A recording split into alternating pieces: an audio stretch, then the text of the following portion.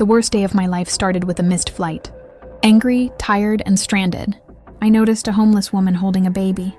I almost walked away. If I had, I would have never found my mother. That morning, as I rushed out of my office to catch my flight, all I had gained from my life dedicated to work was quick steps and an empty heart. As I passed near the train station, I noticed a woman sitting on a concrete barrier. She had a tiny child in her lap. At that moment, my mother's face came to mind, and a wave of guilt washed over me. Miranda Davidson, 52, is a sociology professor. I built my life around education and career goals. Marriage, children, they seemed like luxuries to me.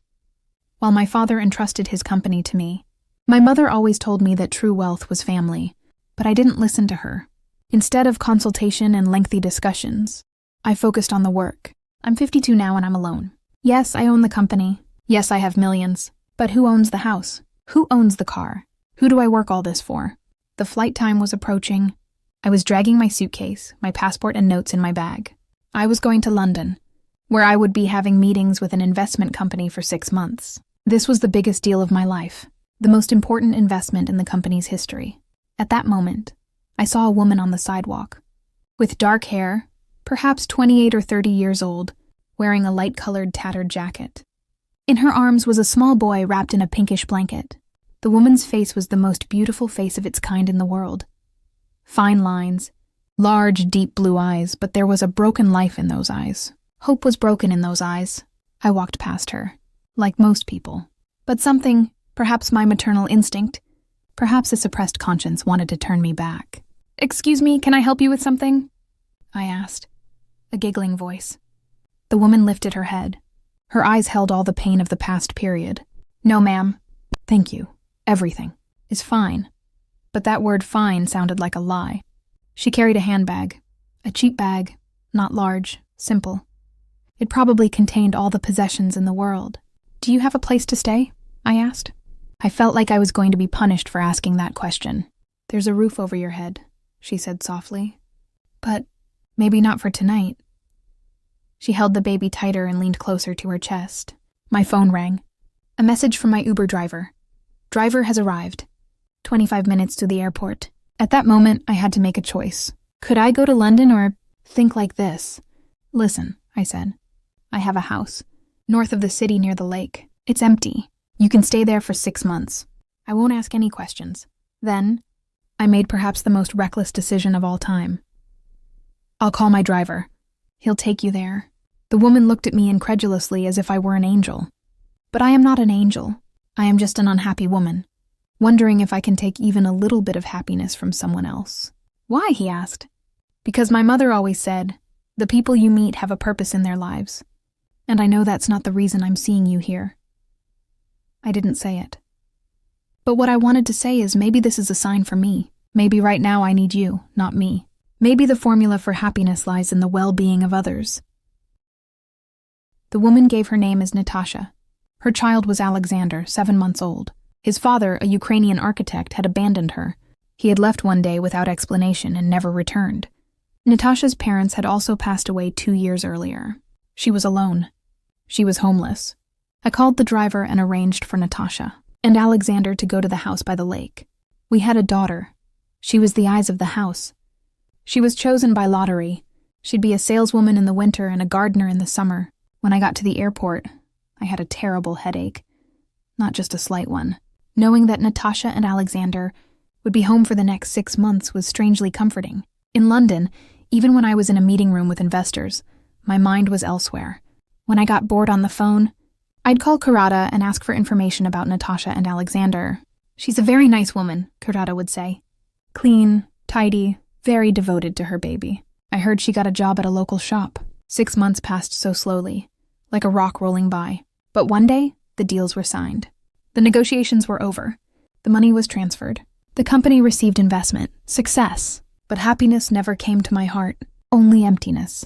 When the plane landed, for the first time in 6 months, I headed towards home. It wasn't my real home, the old house near the lake, the one my father bought, the one we went to in the summer. But at that moment, I wanted to be there. The driver was waiting for me at the door. His face was filled with a strange expression. "Welcome, Mrs. Davidson," he said. But that expression suggested things were a little different. The moment I entered the house, I immediately understood what had happened. Flowers were blooming in the garden. The windows were clean. The door had been freshly painted. It had become a home that had been lived in and loved. Natasha and Alexander on the terrace, but there was someone else behind them. An old woman. She had gray hair. She was having difficulty sitting. My heart was racing. I knew the woman, but at that moment I didn't know why. "Miranda?" said the old woman I'd just brought out. "My dear, is that you?" The sound. That voice is from years ago. That voice is the voice of my childhood. That voice would put me to sleep every night and wake me up in the morning. That voice whispered, "True wealth is love, my daughter. True wealth is family." "Mom," I murmured, but then I couldn't compose myself. "Are you wrong?" Natasha stepped out and bowed her head. She had come after months, maybe 3 months. She was sitting in the garden. She stopped, wondering if she should stay on the road, then sat down. She was crying. I asked, "Madam, is something wrong?" She said, I don't know. I don't know where I came from or where I'm going." Her eyes seemed strange. "If you don't bring him home, he'll die in the street," I said. And he replied, "But can he stay here?" I just nodded. But then everything changed. The old woman, my mother, looked up at me. There was no sign of recognition in her eyes, only hope. "Excuse me, you," he said. But then he simply added, "You're beautiful." Natasha's when I learned the remaining details of her story. Everything became clear. My mother had suffered a minor partial brain injury about 6 months ago. Memory problems. Although not mentally ill, she had lost her sense of self. The doctor said she might recover somewhat over time, but there's no guarantee. To Natasha, "You couldn't do this. Let me give you some money. Go somewhere better." "I'm not going," he said simply. "Your mother has been good to me. Alexander has become very attached to her. We've become a family. I'm not leaving." At that moment, something happened that I didn't understand, but felt in my conscience. "Natasha, who was I?" "Natasha's," he said, "is a good woman, madam. She's a university graduate, an accountant. She was married to a bad man. She ran away. She was homeless.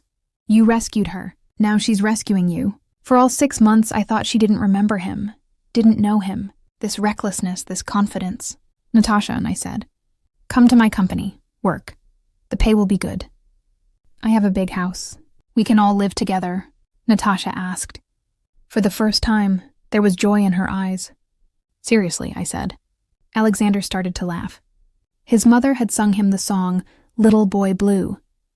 Yes, he didn't remember it, but the consonant and the melody were somewhere in his subconscious. So what I had been searching for 6 months was found, but not where I wanted it, in an unexpected place, and in the hands of the most unexpected person. When I started setting up my home, they all came together. Natasha got an apartment on the 2nd floor. Alexander started working in the kitchen with the cook. My mother, sitting by the window, her fervor turned into tears. But this time it wasn't our age. As the days went by, some details came back to me. Sometimes my mother recognized me by my gaze, sometimes by songs, by photographs. Natasha brought me a photo album saying, "Maybe this will help." The mistake they made when I had no intention of doing so created a flaw in me, I said to Natasha. I thought my mother's love, her selectivity, would be necessary for me. But I was wrong, wasn't I? "You weren't wrong," Natasha said. "You just didn't recognize another way for love to come. It did, but not in the way you expected." After 6 months, my mother said my name. "Miranda," she said. Just that. But at that moment, I understood. She wasn't coming back with me, but she was coming back with me, at least in a part. Even the atmosphere that day was different than usual. People were talking, but no one was really saying anything. Everyone seemed accustomed to hiding a truth they knew. I didn't want to be a part of that habit. I focused more on what wasn't said than what I heard. As time went on, the contradictions became more apparent. Some statements didn't match up. This forced me to be more careful. I was now questioning every detail, and I felt the answers were closer than I thought.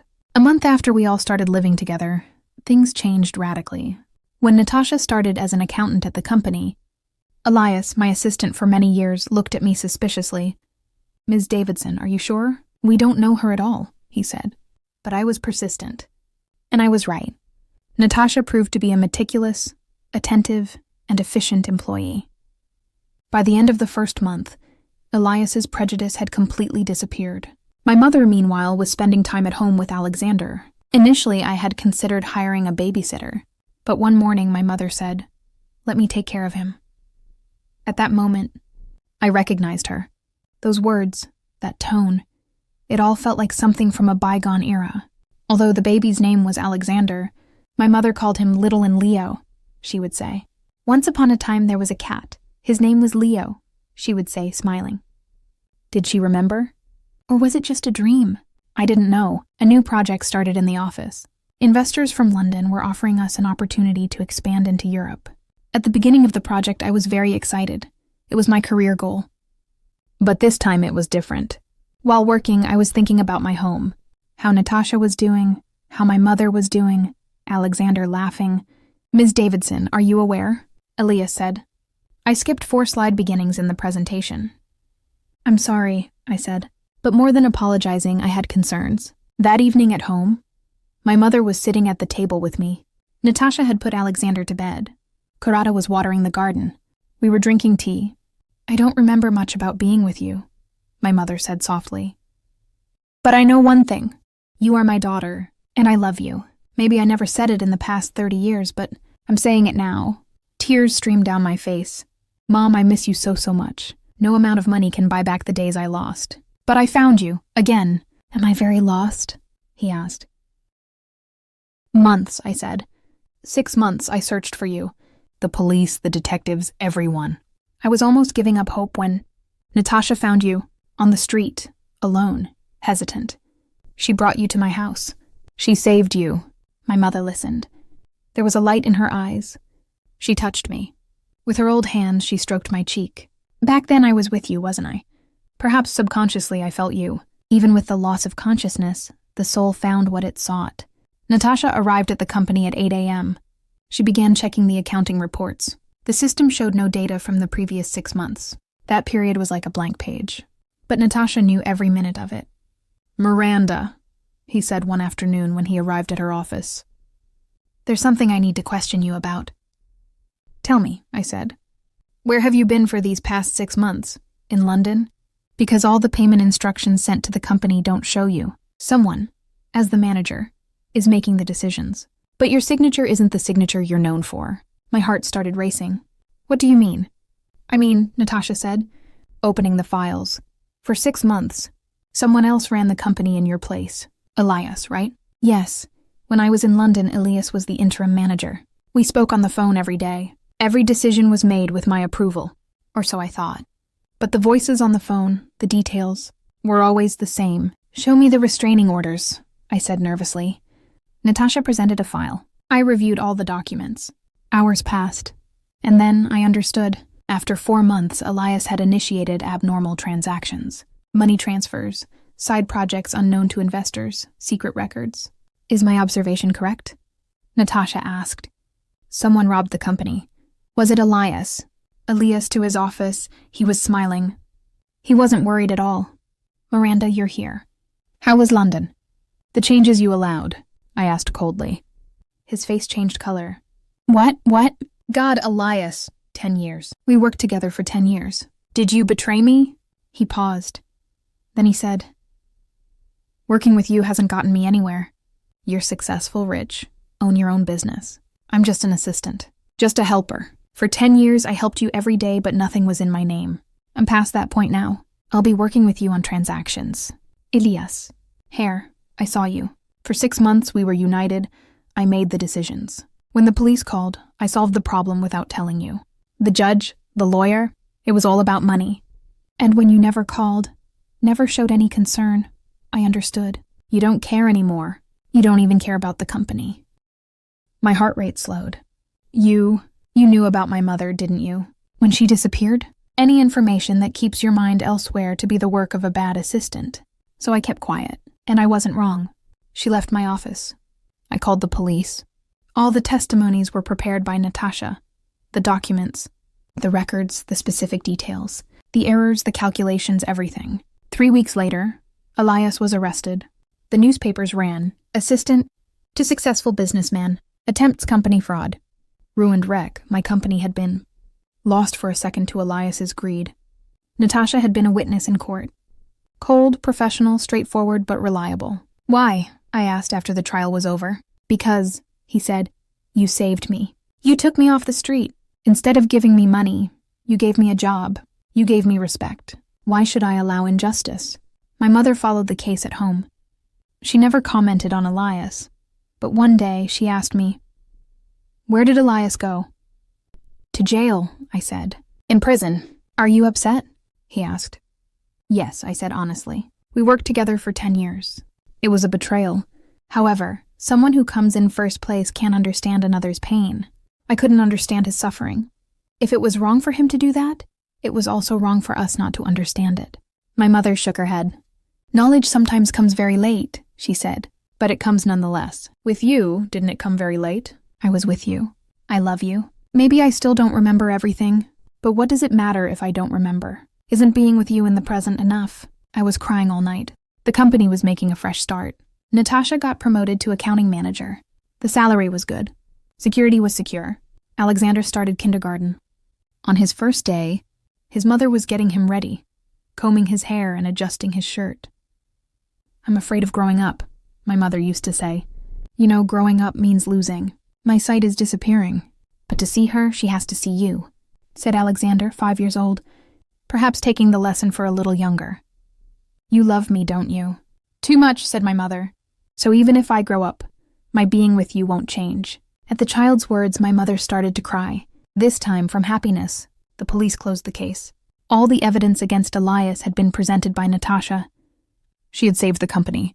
But even though I wasn't grateful for her saving the company, I could still listen to her story. "Get married instead of wearing a summer dress," Natasha would say. Half jokingly, "Why did you trust the assistant so much?"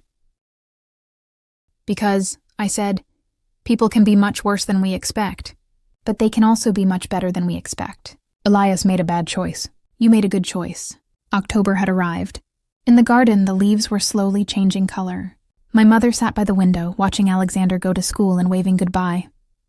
"Miranda," she said one day, clinging to me, "I don't remember you. All the years, all the memories, but you're not just my daughter anymore. You're my home, my warmth, my reason for waking up in the morning." A lump formed in my throat. "Mom, I love you very much too. Maybe I never said it in the old days, but I'm saying it now, and I'll say it again, every day." Slowly, his memory began to return. Sometimes partial, sometimes completely wrong, but subconsciously much was still there. Pieces of music, smells, color combinations, everything reminded him of it. Natasha called me in for a consultation one day. "Miranda," she said, "I can't keep this story a secret anymore." "What do you mean?" I asked. "I mean," she said, "me and Richard, he's still searching. He's still wondering if you know where I am. He's wondering if you've even found him. The police gave us some news. Richard's lawyer made a request." My heart was racing. "What's the request?" "It's about Alexander's custody. Richard, his father, wants the child." Natasha's face was painted with fear. So was mine. "We won't give that man a second's peace," I said firmly. "If we have to go to court, we will. Perhaps our memories are weak, but Kurata, my servants, will tell on you. This house is yours and Alexander's." I hired a lawyer. Preparations for the trial began. Natasha was very scared for the first hearing. But the judge heard her questions and, after the beginning, rejected Richard's requests. All the evidence regarding the violence, the sitting with the stick, all of it. Natasha's it was done in her favor. 3 months later, the judge said, "I'm giving custody to Natasha." Richard was imprisoned. As part of another case, Natasha came out of the courtroom. She hugged me and cried. Of happiness, of freedom, finally of safety. When vacation time came, we all went to the house by the lake. At the end of the vacation, my mother took my hand and said, "This place holds the happiest days of my life. And yours too." "Yes," I said. "Then," he said, "this place is blessed." Alexander was feeding the ducks. Natasha was walking in the woods. My mother was reading her book by the window, and I was drinking tea. This wasn't the life I'd longed for so long. But this was the life I'd truly been searching for. My mother remembers more things from those transitional years, even though sometimes she's completely wrong. But what matters is that she's by my side, that I'm by hers, that we're all together, in working life, Success took on a very different meaning. Money is no longer an end in itself. Money has become a means for Natasha to get an education, a means for Alexander to go to a good school, a means for my mother to meet good doctors. A long night, and Natasha and I were sitting in the garden, counting the stars and talking about the past. Natasha said, "Not just as an employer, as family, like a sister. I love you very much too," I said. And so life moved forward in an instructive way. Perhaps the lesson I never learned was this: love cannot be measured by money. Family is not defined by blood. Life is not lived by career. Life is meant to be lived together. Everything seemed to be proceeding in a certain order. But there were unsettling gaps within this order. Conversations were cut short when questions were asked. Certain topics were deliberately glossed over. This attitude indicated that events were different from what was being described on the surface. Over time, it became impossible to ignore this difference. People's reactions were more consistent than their words. These inconsistencies began to form in my mind. I could no longer accept things as they were. It was clear that something was being hidden. A year had passed. At home, everything had returned to normal. My mother was beginning to remember more. Her heart rate had stabilized. Natasha was working with honor every day as the accounting manager at the company. Alexander had moved up to first grade at school and was growing as fast as he had the previous year. But one morning, my mother was found unconscious at her doorstep. We rushed to the hospital. The doctor said, "It's a follow-up to a mini-stroke. The heart is very weak, but an old body, an old heart is resilient. Recovery would be long." At home, I hired a nurse. While my mother lay in her bedroom, we took turns sleeping beside her. One night, Natasha said to me, "Miranda, you have to work. The company is waiting for you. I'll look after your mother." "I can't do this," I said. "I don't want to lose." "You won't lose," Natasha said. "But by freezing your life, you're being unfair to him and to yourself." I went back to work, but my heart stayed at home. Every line was under the watchful eye of the caregiver. Every hour, anxiety. 3 weeks later, my mother was able to sit up in bed. Speaking was difficult, but words came out. She looked at me and said with difficulty, "Miranda, am I dying?" "No, Mom," I said. "You're getting better. It just takes time." "I know," she said. "My body knows, but there was never anything complete between us. That it wasn't complete, that you didn't understand. Did I love you enough?" I started to cry. Yes, you loved enough. Now you love? That's enough." The recovery had accelerated. It was as if the human body, because of the importance of still wanting his mother by his side, wanted to fight. 6 weeks later, he could stand. But he was very weak. "She needs to get back to work," the doctor said. The physiotherapist came 3 days a week. My mother was working on endurance. She was gradually returning to endurance. Summer had arrived. The trees had turned green. The garden was filled with flowers. My mother sat on the terrace, smiling as the sun shone on her face. Her eyes gazed into the distance. "What do you think?" I asked. "I think," he said, "if I had died in the street that day, you would never have known. You would never have known that you had a daughter." "Yes," I said quietly.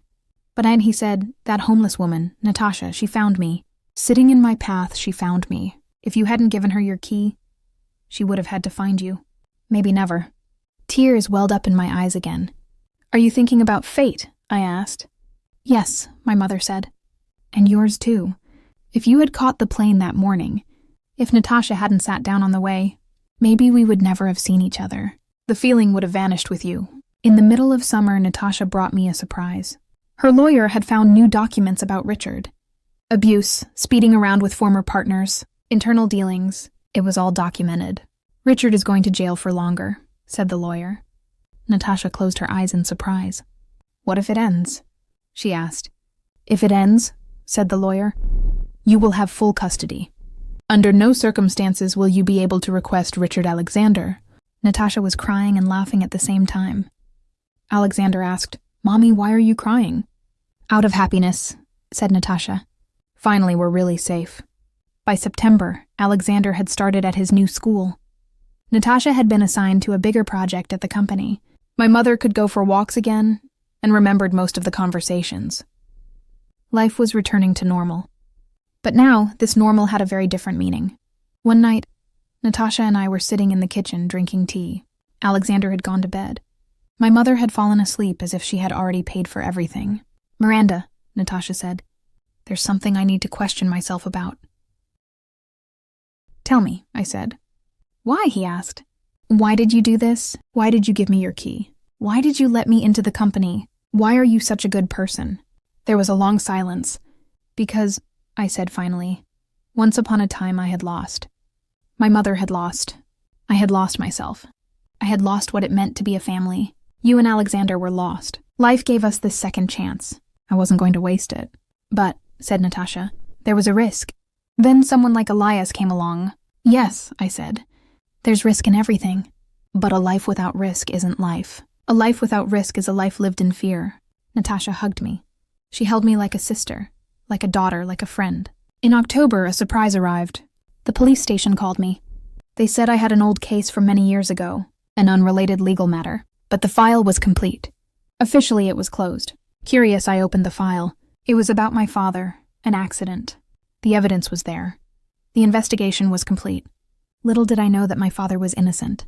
That day, I went to my mother. Mom, I found a file about your father. The police officially closed it. My mother looked at me. There was a sense of the past in her eyes. My father was a legitimate man, she said. He was a very good man. He always wanted to do everything fairly. Perhaps he raised you too strictly, but his intentions were always good. I know, I said. What I understand now is that the reason he made me so tough isn't related to me. It's because of the hardships in his own life. Yes, my mother said. People often don't understand the suffering of others, because they see everyone through their own mirror. What happened wasn't tied to a single moment. Everything unfolded gradually. Sometimes a glance, sometimes an unnecessary silence was enough. At those moments, an invisible tension was palpable. No one wanted to name it, but everyone was aware of it. I was no exception. Over time, I began to process what had happened in my mind. November arrived. The trees in the garden were yellow and red. My mother began showing me old photographs from her younger days, with my father, from my childhood. Did she remember? Partially, but there was love in her eyes.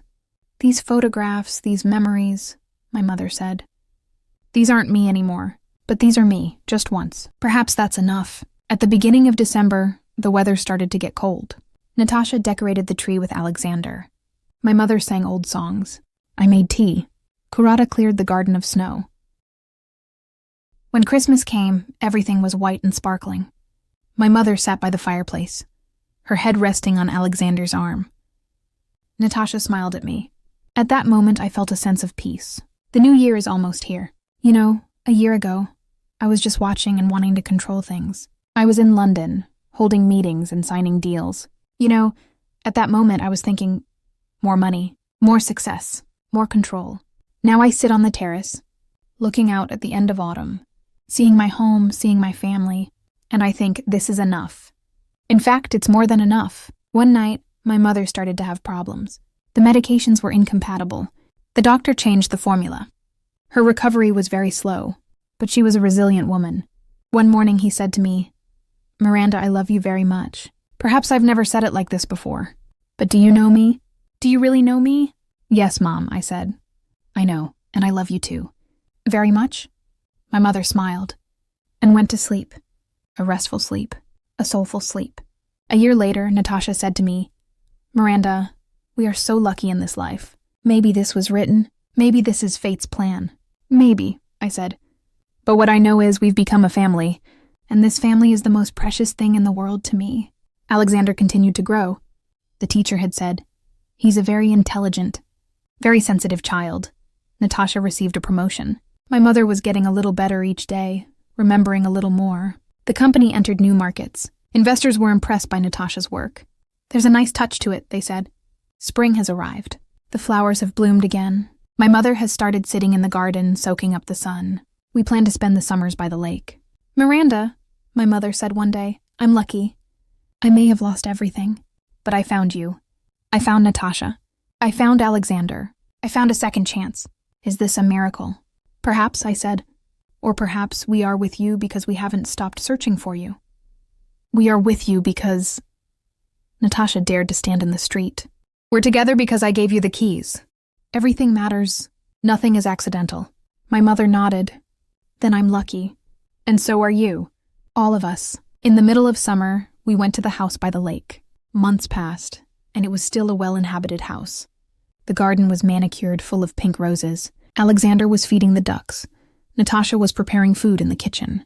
My mother was sitting on the terrace, watching the sea. Me and life. One night, my mother took my hand and asked, "Am I grateful to you?" "Why?" I asked. "Because," he said, "you chose me. Alone, indistinct on the street. You shared that key with me. You shared your life with me. That's a lot. That's everything."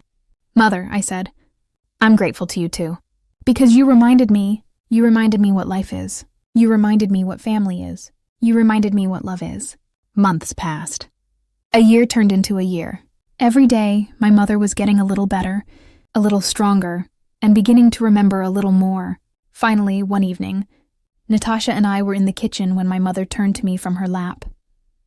"Miranda," she said, "I don't remember you telling me my story. But you know what I do remember?" "What?" I asked. "I remember loving you. I remember the way you reassured me. I remember the warmth I felt inside.